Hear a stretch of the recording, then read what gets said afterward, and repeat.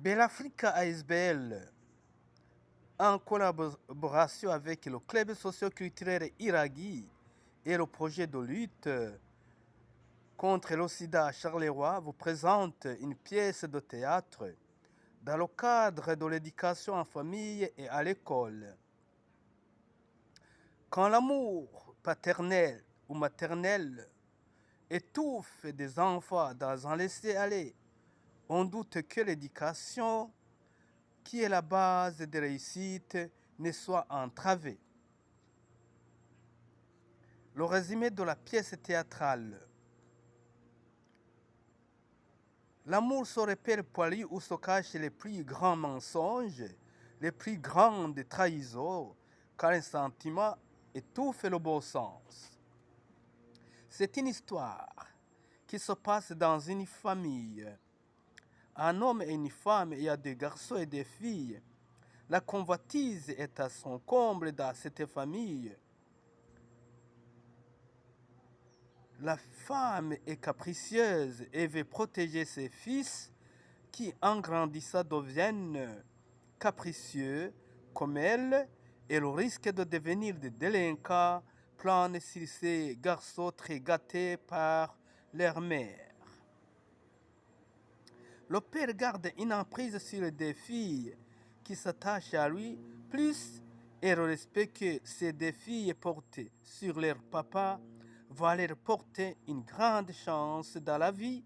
Dans le cadre d'un grand respect paternel, les filles sont très attentives à tout. Elles vont devenir l'une avocate et l'autre une infirmière, tandis que les deux garçons vont devenir des délinquants de la rue qui s'attelleront à la drogue et au banditisme. Les voisins, les éducateurs essayeront de leur venir en aide, mais la femme capricieuse qui continuera à protéger ses fils va semer la bagarre partout en pensant que ses fils sont victimes de l'exclusion.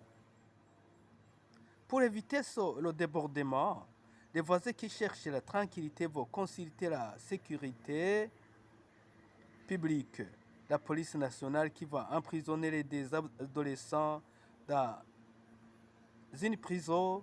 Les deux garçons vont apprendre petit à petit les cours d'insertion à la vie normale et ouvrent les yeux en découvrant que leur sœur se débrouille bien dans la vie. Dans cette partie, la ressource sera donnée en prison dans le cadre de rester debout dans la vie. Les deux adolescents vont se repartir et se repentir et deviendront des grands amateurs dans les associations culturelles. Ils deviendront des tambourinaires qui vont vibrer et transformer leur vie autrement. Comme l'amour est aveugle, ils vont finalement arriver à fonder un foyer comme les deux sœurs. La scène va se terminer en bagarre entre deux familles, celle d'un garçon qui cherche à épouser l'infirmière et l'autre l'avocate.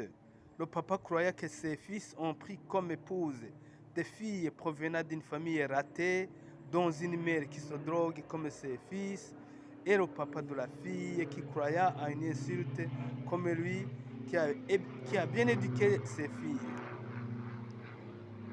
C'est au jour de la dot, car la famille présente un mouton comme cadeau, un geste insignifiant pour l'homme, qui croit qu'un mouton est un animal simple, alors que dans leurs coutumes, on présente une vache ou un taureau.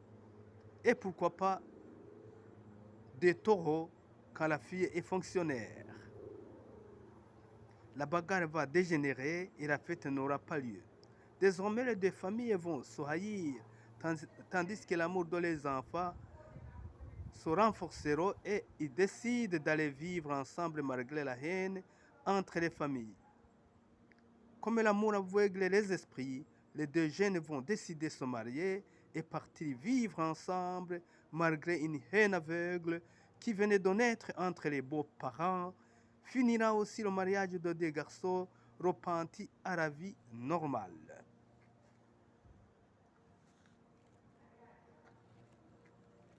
Voilà.